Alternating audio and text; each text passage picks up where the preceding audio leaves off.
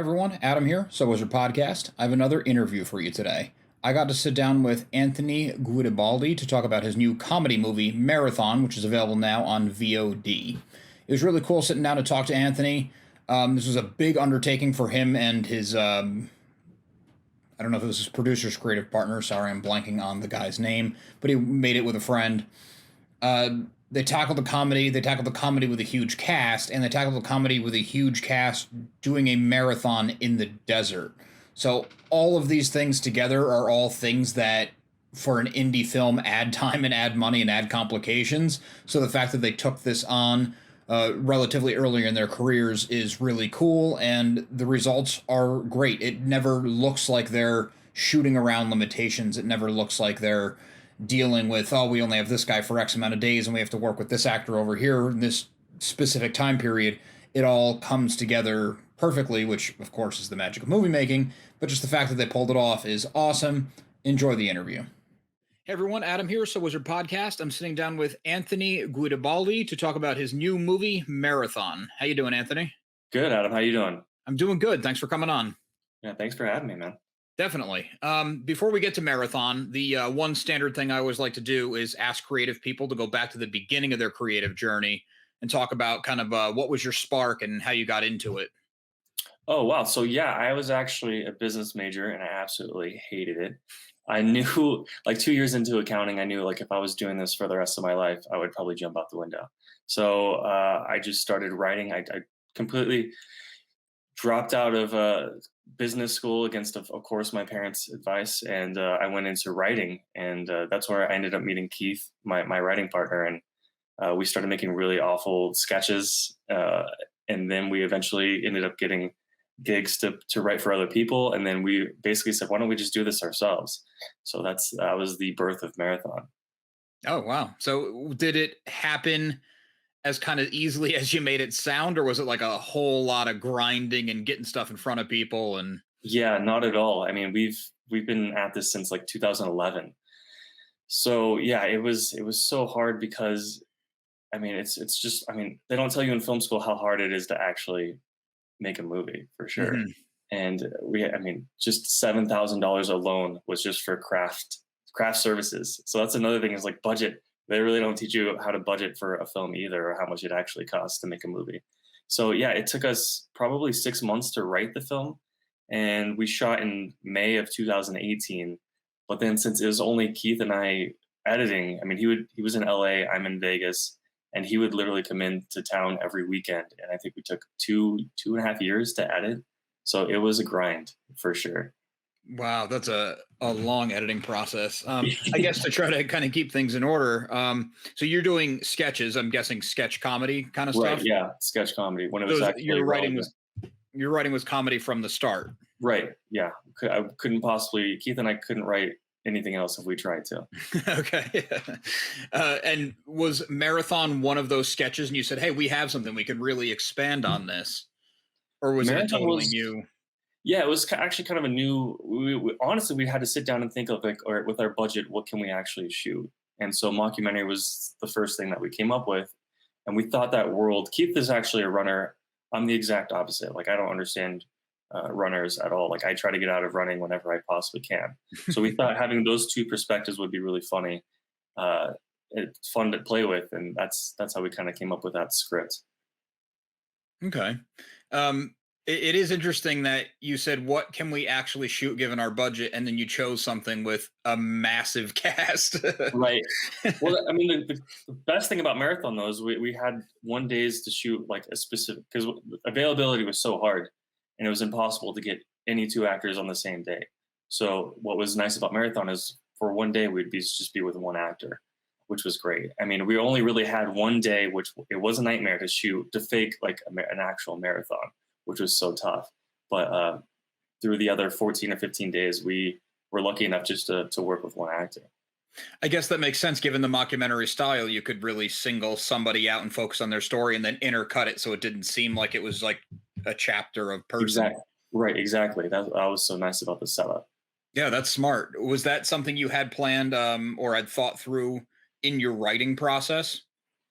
Actually, not at all. But when we started to reach out to actors for their availability, and we knew that we're going to be screwed, that's what we had to basically do, is make sure that none of them really interact at all. I mean, I don't know if you've noticed, but not until like the very end on that one day where you could actually see a few of the characters in the same scene.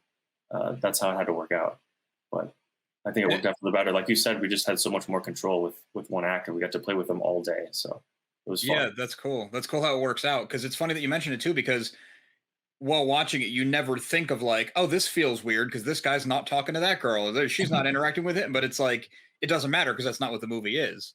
Right, and that's awesome. That yeah, you don't really think about that. Yeah, for sure. And it's also interesting you didn't have that in mind during the writing process, because I'm always wondering, do you write to what you think you can shoot? Because to some degree you'd have to, but you also don't want to limit your script. You kind of want to go for whatever you think is the funniest or most effective. Right, and then that actually happened with the Ben character. The Ben Duffy character couldn't actually be on set when we had the marathon, so we had to actually write him off. So the script actually was so much better because he ended up leaving, and it was more of the moment about Jenna and her independence and her winning. And the script actually turned out so much better for him not being available that day. So sometimes it just works out that way. Right. I'm blanking on the exact term, but something of necessity being the mother of creation or invention or something like that. Exactly. I mean, there's so many times where this movie could have just went sideways, but we got so lucky in every turn. And this was both of your first feature? Yeah, both of our first features. So yeah, we had no idea what we were doing, and we got so much help. I mean, the cast was so good. They were so great, and basically we just did like 3 takes of what we had on scripts, and if we thought they nailed it, then we just had them have fun with it. And the cast is what really made this movie great, in my opinion. And the two of you, Anthony, you and your co-writer, I'm sorry, I'm blanking on his name. Keith, yeah. Keith. The two of you, did you do the casting process together and you kind of said like, oh, that is that character, like we got it? Yeah, for sure. We did have a casting call in Vegas, and then we also knew some actors at UCB, and because we also wanted to have someone to make sure that they have like an improv background, just so if we gave them something to play with, they'd be able to have as much fun as they could. But we did have some really good improv actors in Vegas as well. So we had a lot to choose from in both in Vegas and LA. So we got lucky. Yeah, that's smart too, because I imagine for a comedy, I mean, it is your script. They do need to say certain things to get to the next part of the story. They can't just be doing whatever they want. But I imagine some of their personality has to be in the character, otherwise it'll feel flat. Right, and like you said, we saw some like Emma Lou. We saw her tape, and we're like, oh, this is definitely this character. Like I remember Keith's dad was like, "Can you just use this footage? We can't use her tape." But yeah, she was so good. And for all of your cast, did they all tape audition for a specific character, or were they just kind of like, "Here's what I can do," and then you found where they fit? Yeah, so we would give them sides for about 2 or 3 characters, and then the ones in LA would send us tape. But yeah, usually we knew kind of their range or what kind of comedy or what other characters they were doing, and that's how we kind of like honed into what characters we thought would work well with this movie. That's pretty cool.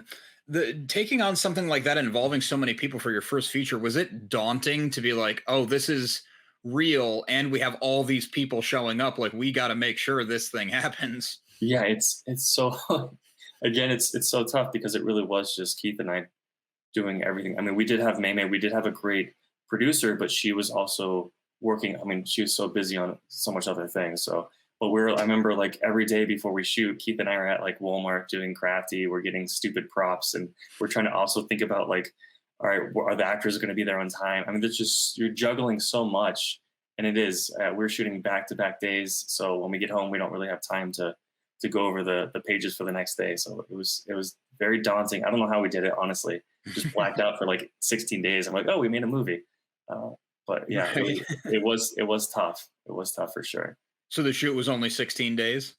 16 days total, but it's probably spanned a month or so, just whatever everyone's availability was. basically. But yeah, it was 16 shooting days.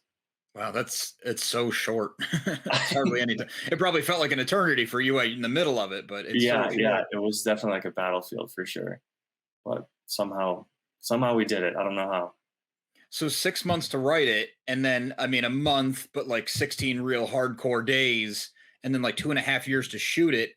Did it ever feel like, I'm not trying to focus on the negative, but I just imagine it was such an undertaking. Did it ever feel like this is never going to happen? Like, what are we doing? It's so funny. Well, it's so funny that you say that because Keith and I talk about all the time. Like, if we didn't have each other, we would have gave up a long time ago. Mhm. Because that's basically what we do. Is we have to keep pulling each other out of these holes. And once we get to, especially with the editing, because we had 60 hours of footage, so like taking 60 hours of footage and trying to make it into like a cohesive film was just so tough. And so many times we had to like basically talk each other off the ledge. So that's I can basically imagine. that's basically how we had to do that. But yeah, that's definitely helped having another writing partner through the process for sure. That's really cool that you guys managed to make it work, because it's not like you were new to it and you had been writing with Keith, but Keith's like, oh, it's like my third feature, I kind of know what to do Right. here. Like the fact that you were both feeling it out is pretty inspirational for people, because it's like, if you want to create something, go do it. Right. Exactly. And especially Keith does not know anything about editing either. So yeah, that's definitely inspirational because we both learned so much in this process in film school. Like if anyone ever would come to me and ask me like, hey, should I go to film school? What should I do? I honestly would just say, take that money and go make a movie, because you learn so much about the actual real filmmaking process than you ever could in film school. It's funny you say that, because a lot of the indie directors, and a lot of them are also writer directors that I've talked to, say the exact same thing. Yeah. Like, yeah, film school's cool because you get the technical aspect of it. You can make Right. some good connections, but for what it costs, just go make your movie. Exactly. Because there's really so much they can't even teach you, because you have no idea there's so many different variables that you can't really. Yeah. Yeah, for sure. So before you guys started the actual making the movie, like, so you have your script, it's good. What is kind of the next step beyond that? Did you try to shop it around? Did you maybe try to find someone else to direct it? Or did you always have it in mind, like, we're just doing this? Yeah, so we wrote professionally for about 2 or 3 years, and with other directors. Basically, we're just hired writers, but we never thought anyone. Once it went from script to director, we always thought we could never get our comedy across. So we said, just like, why don't we just do this ourselves? So from the get go of Marathon, we had the total intention of having to like write and direct as well. We didn't want to do it. We had no idea what we were doing. We both had MFAs in writing, so we had no idea what we were doing. But what we did is we were like, let's find the smartest DP that we possibly could and just lean on them as much as we possibly can. So shout out to Heather and Sean. Thanks, guys. That's smart too. You kind of got to stack your deck. Yeah, exactly. So how was I guess I was going to say how's the editing, but I guess we should start with the shooting. Did you find the readiness of and availability of technology kind of helped you get this off the ground, where if you were still shooting on, film and you need the really specific lighting, would that have been a whole different? Yeah, I can't imagine having to shoot 60 hours of footage on actual film. Like, I feel like there's so much more that can go wrong. I mean, I remember once I had to make proxies, and the drive actually like caught on fire because it was going for I think 2 days straight, just running on my computer. And then Keith and I start smelling smoke, and then we look at my computer and like it's caught on fire. So, I mean, Holy crap. right. So I can't even imagine. I mean, we have enough problems as it is with all this technology. I can't imagine having to deal with actual film. The drive catching on fire is the first I've heard of. Yeah. So yeah, note to self: don't create proxies and have it run for 2 weeks on your computer. Right. Yeah. Maybe do smaller batches. Yeah, for sure. Was the editing process the same kind of deal? You didn't have to go somewhere with an analog A/B editor. You could, was it like Premiere Pro or something along those lines? It was Premiere Pro, yeah, for sure. But I mean, it was like a house of cards, though, since we did have 60 hours of footage, constantly trying to re-edit. And basically, it was a house of cards. So if you take out one transition, of course, it's not going to work for the next. I mean, it was just so tough. That's why it took 2.5 years, is us trying to cut it down to 82 minutes is just Right. So you've probably seen the movie like a oh few thousand times through I know. now. When the movie came out, everyone's like, "Hey, are you gonna watch it?" And I was like, "If I have to watch this movie one more time." Yeah.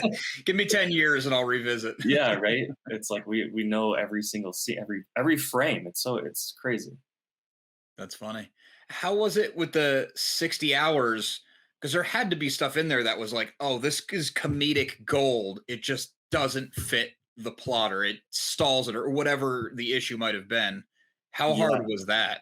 it was so tough because I mean, I guess it's tough in comedy all the time because they always say the funniest things that you had you can't actually use in the final product. But I mean, I'm cutting promos right now, so we have a ton of funny takes that we weren't able to use. So I'm hoping to reuse.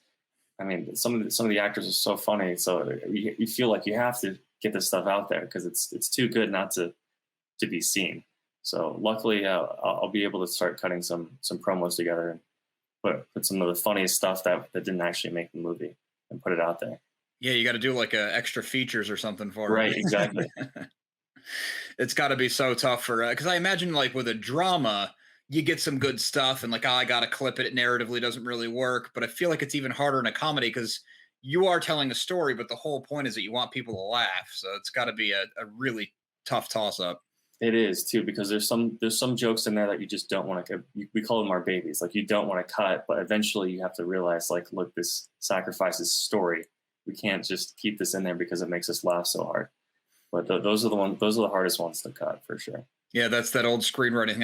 I forget who first said it, but the kill your darlings. Yeah, exactly. Was there even a lot of that in the writing process before you even got to casting and shooting?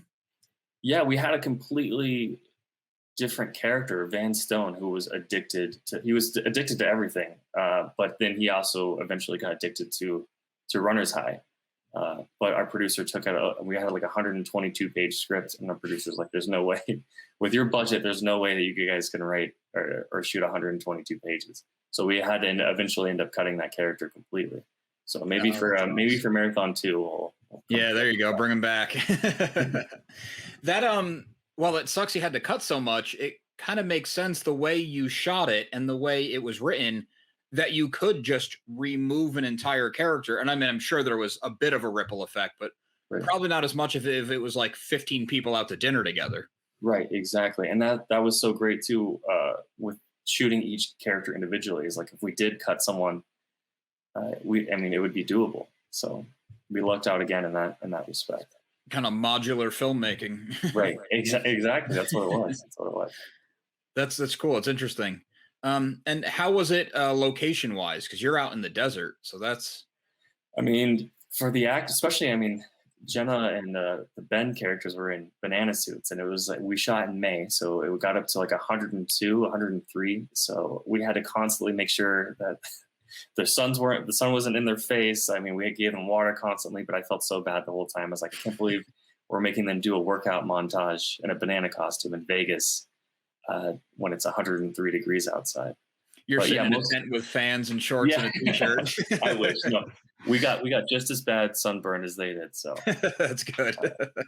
Yeah, got to sacrifice with your cast. Yeah, but mostly all the locations were shot in Vegas. Is it easy and accessible there? Not really. We actually couldn't actually shoot in Red Rock is where we had the actual marathon. But to shoot in there, I think you need like a 2 to 3 year permit out, and then it's cost an insane amount of money. So what we had to do is we had to find a park, a Clark County park that was inside of Red Rock. There's like all these loopholes to try to actually fake it like we're actually running inside of Red Rock Canyon. But we also Airbnbs we shot for the most part, and half the time we're like, I hope no one shows up. Or sometimes they have like those cameras where you check into an Airbnb and they see this film crew walk into their house. We were really scared about that, but for the most part, we're upfront about what we were doing. So luckily, we didn't get kicked out of anywhere. So you'd think for the Airbnb, they'd be like, I don't care. You're paying the rate. Don't trash the place. Right. Exactly. That's cool. Yeah, the permitting thing is a whole thing that I didn't really fully consider because I just think like, Okay, you were shooting in Vegas. Nevada's got a lot of land, a lot of desert. You probably just went out to the desert and set up and shot, but I guess it's never that simple. Yeah, Red Rock. I mean, they have patrolmen all over the place. We've been ticketed before for parking in the wrong spot, so they definitely have people out there monitoring, especially people that are trying to film. Uh, you just can't shoot in Red Rock Canyon. It's so like, what harm is it? It's so weird. Like Well, they want to get paid. I that. I mean, guess that's the harm. Yeah, you're not paying a permit, so right, they're losing exactly. money. And was Red Rock specifically what you wanted for the script? Because with Keith being in LA, I mean, LA seems movie friendly, probably crowded, but Right. But yeah, we thought it'd be so funny just to have a desert as like the climax of the movie where people, I mean, basically they're going out to die. Like that's like the worst place you could possibly have a marathon. So we thought it would be really funny if it was just in the middle of a desert in scorching heat. yeah, that's a good point. Like, what's the most unpleasant place to run? Let's do it. Exactly. And it worked out. Yeah, so the actors really had to sign on and know what they were getting into for this. Yeah, they were the great. Yeah, they were the best. Was there a lot of takes of actual running that you had to rerun so many times to get either the lighting, the pacing, the dialogue, whatever it is, right? That the actors are just like, no more. Like I Yeah, can't right. run this anymore. There were a few times just because it is an actual trail. So anytime, I mean, we really didn't have any cones set up or anything, which we probably should have. But there would be people running through, or we would have to constantly stop and then redo the take if there's like a car in the background or something. But I mean, there wasn't really. We tried to make them not run as much as they possibly could. If we got like basically a few running takes, we're like, okay, that's good. I'm sure I could use this in a bunch of different spots. So Mhm. we tried to not excurse. Like, yeah, I want to work with them eventually again and have them run constantly over and over again. We knew that we would never hear from these people ever again. Absolutely, yeah. And I guess with it being 100+ degrees, for them to do the like the kind of, I don't know if you'd call it a camera confessional, but that one-on-one with the camera, all they had to do was look exhausted, which was really easy when it's that hot. Yeah, exactly. Like our makeup people didn't have to do anything because they were just sweating profusely. So it's like, I don't touch them. They look great. Right. So you shot it in 2018. You said it was 2.5 years or so. So you got it done and locked like mid COVID. Right. Yeah. And then that actually gave us some more time to work with color correction and sound design and all that stuff. So we lucked out. We just had more time to actually fine tune it. So And was color correction and sound something that the two of you also handled on your own? yeah, that's funny that you say that because Keith and I are both red green colorblind. So Oh, trying to color correct, I mean, the Premiere actually will tell you, or whatever color correction program we were using, it does tell you like what color is what. But I mean, we both can't trust each other's eyes because we both can't see red or green. So we have to constantly send it to other friends and be like, "Hey, what does this look like? Is this green? Is this blue? What color is this?" So that was a fun hurdle to go through is trying to color correct yeah. I with mean, two people that are red green colorblind. I was have to imagine, especially with red, that's an issue because everyone's going to be flush and sweating and Yeah, and we just can't trust our eyes. We have no idea if it looks good or not. So we have to just yeah. trust others. Or we'd send it to our DP. She's the one that is great with that stuff. So we trust her. And did the software aid you guys enough, or was she like, "No, this is all off"? Yeah, it took about 2 or 3 different tries until we finally got the right coloring. No, it's another hurdle that I never would have anticipated. I never would have thought of. Yeah, I mean, luckily we could.